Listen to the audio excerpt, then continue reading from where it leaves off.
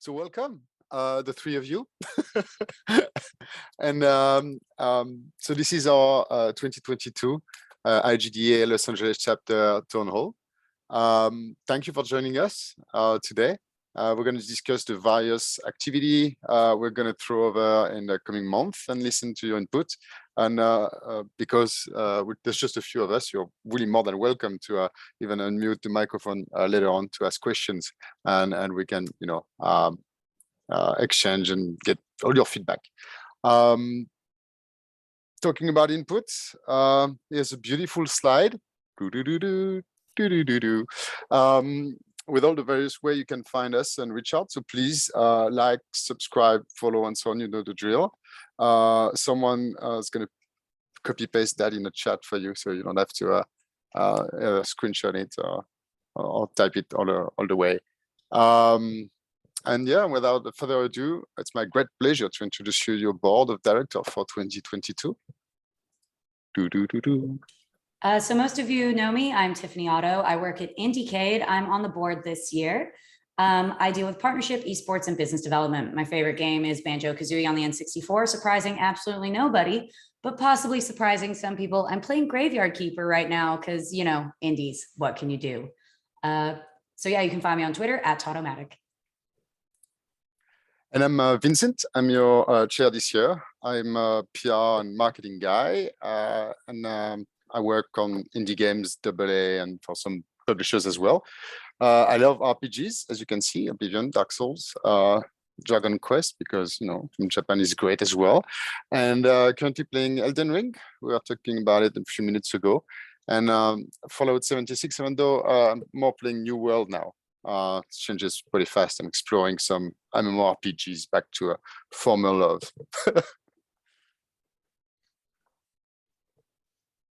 Hi, I'm Justin. I'm the vice chair, and I'm a producer at Com2Us. My favorite games are What Remains of Edith Finch and Ocarina of Time. I'm actually not really playing Lost Ark or Dead by Daylight right now. I'm just playing Horizon Forbidden West. I'm Muir Talbot.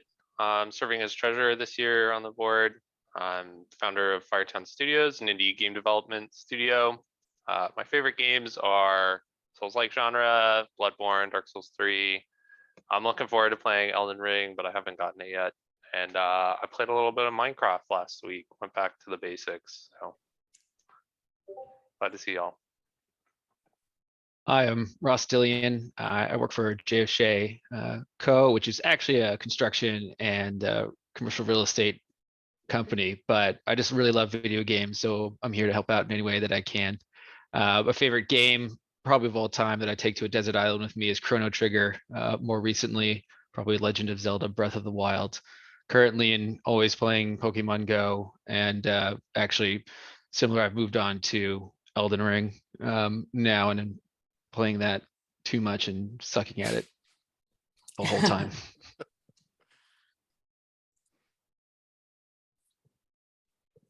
Oh, that's me.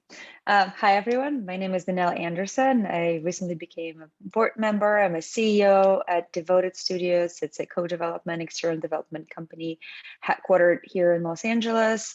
My favorite game is Last of Us 2.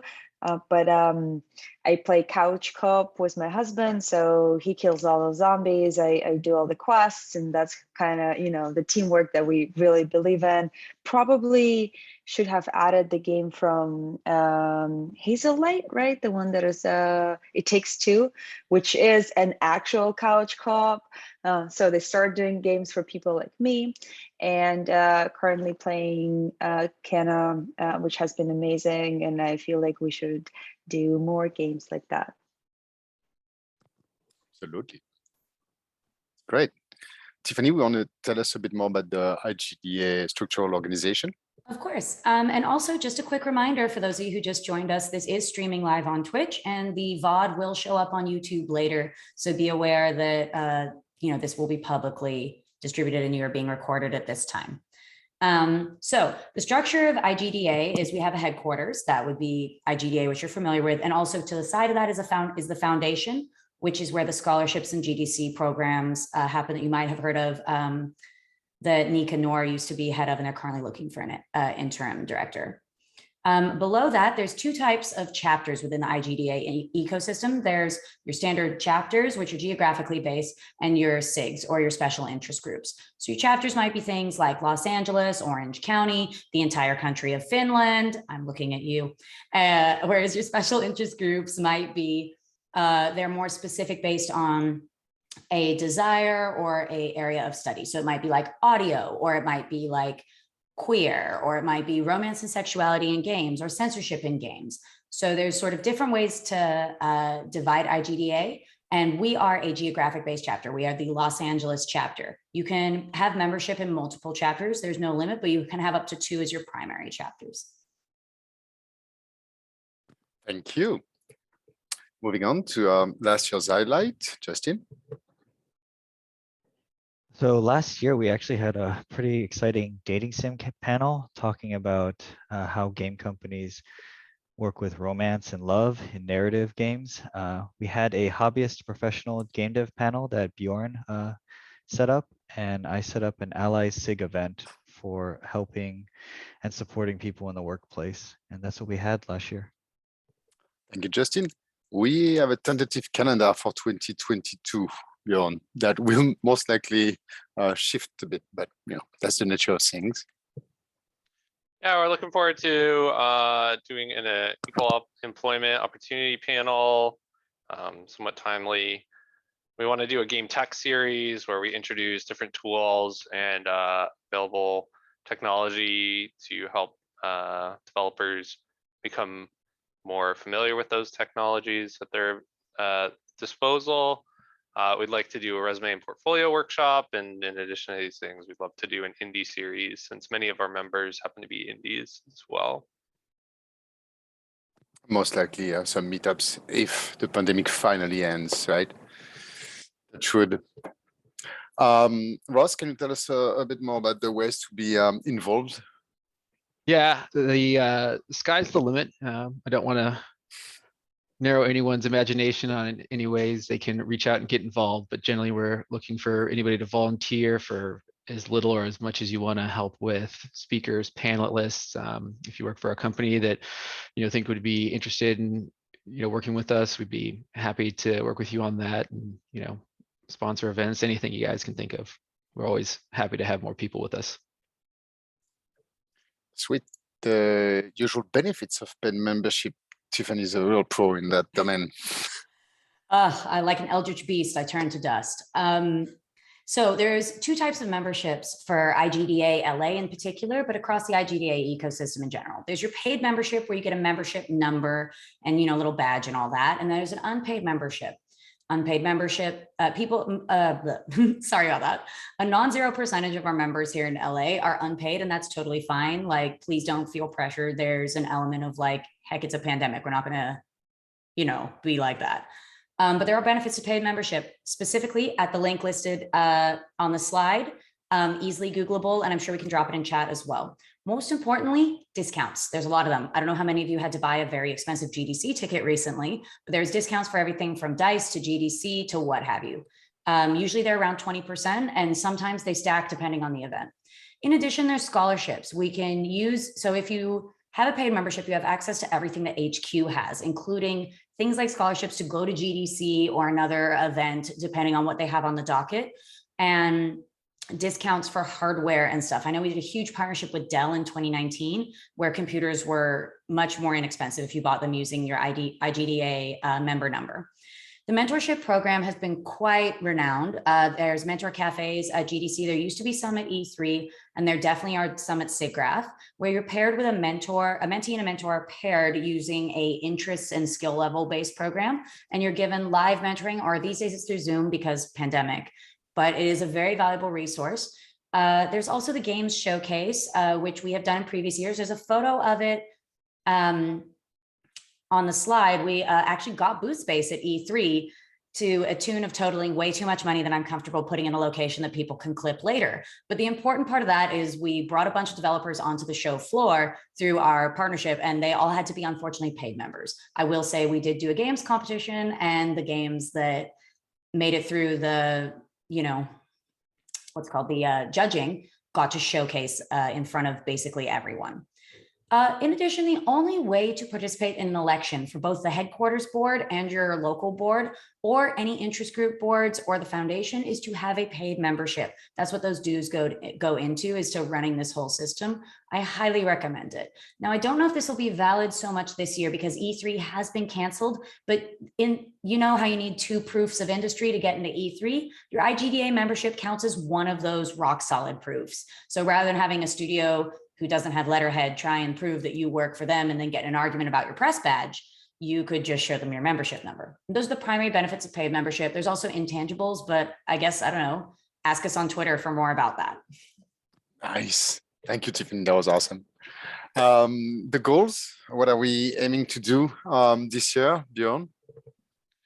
Yeah, so we want to continue our inclusivity and safe space initiatives. Last year, this looked like always striving to get diverse set of panelists for our events and be as inclusive as possible with our events in general. We want to do our tools and trades talks where we get experts in field to help developers understand how they can best use the tools and how they can work with different trades. We'd love to do career events as well, help people connect with companies and find jobs. And we'd also love to give back to the indie community through an indie series where we showcase various indie games or get indie developers to come and speak about their experiences with us. If the pandemic allows, we'd love to have more of a social component as well, bringing the community together for mixers and in-person events to socialize and get to know each other during this troubling time. Absolutely. Yes, absolutely. We want that. Do you guys have any questions? This is really an opportunity to, since there's so few of us, and this is such an intimate venue, moment, whatever, you please feel free to unmute your mic and ask us straight up questions. We're here at your service. If you don't feel comfortable doing that, you're always welcome to DM us on Twitter, the IGDA Twitter in particular. We, do that. If not, we're just going to start, I guess, answering random thoughts of our own. I'm not sure. Usually I get to have people cheer and point at them. Wasn't there a Discord at one point? Or yes, so there is a IGDA Discord. However, the IGDA Discord is handled by HQ, and that is a benefit of paid membership. We have an LA channel, and when you have a membership number, you use that to get into the IGDA Discord. LA itself does not have an unpaid Discord at this time. Does that make sense? Yes.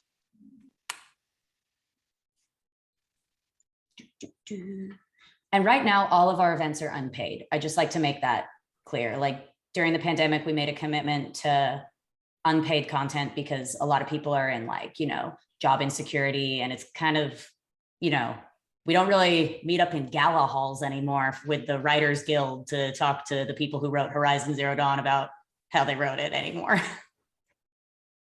Zhusa, I never know how to pronounce your name properly. I apologize. That's okay, Zhuja. Yes. Actually, just a quick question, sir, for no camera. What's the can you talk to the plans for GDC? Like, are there any IGDA, I don't know, events or plans for GDC? Yes. So IGDA HQ has put together a series of events that were covered in their most recent update. I believe they're putting out a blog post on this. Mentor cafes will be happening. Localized meetups will be promoted if other chapters decide to make them. LA does not have a localized meetup decided upon at this time. And I believe the scholarships are still going. So all the people who were selected as IGDA scholars are still getting the full tour and the full pass and stuff. But LA has not done anything at this time due to COVID risk aversion. Does that answer the question? Yep. Thank you.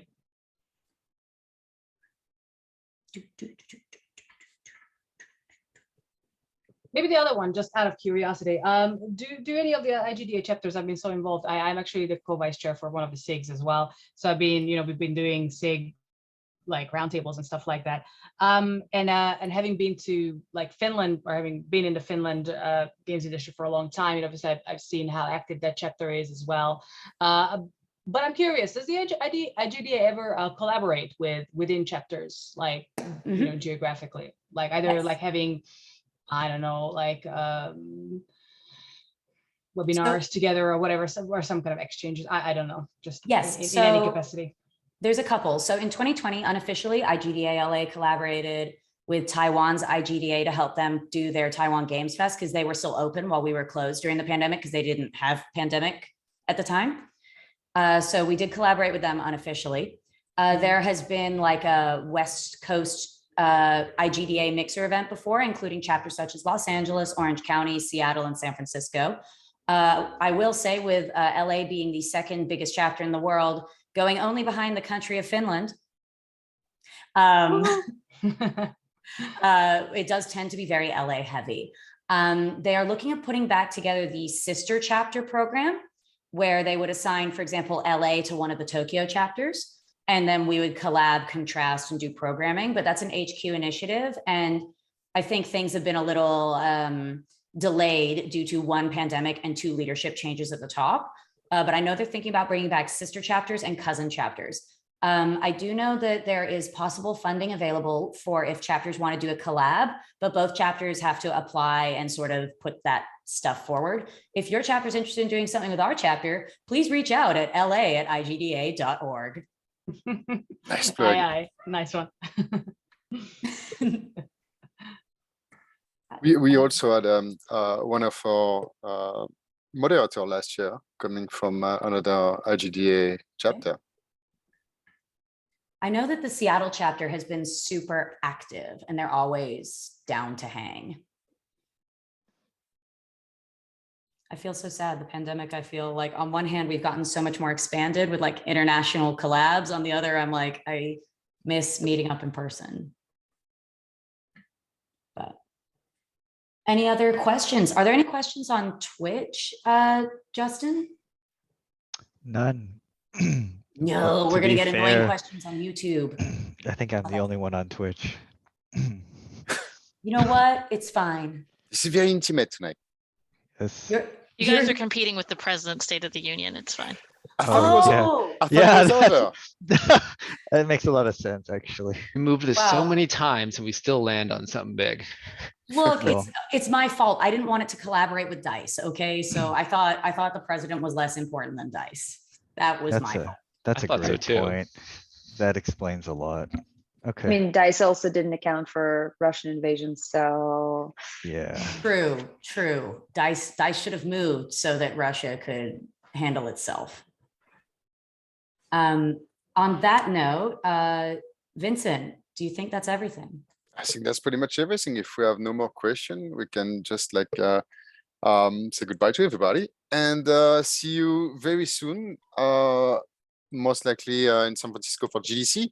If not, please reach out, send us a little email or DM on Twitter, and let's open a conversation. If you have any ideas, once again, come to us. We're here for you. Yeah. Thanks, guys. Thanks for joining y'all. Yeah, thank thank you. Thank you. Have a nice you. evening. Bye-bye. Bye.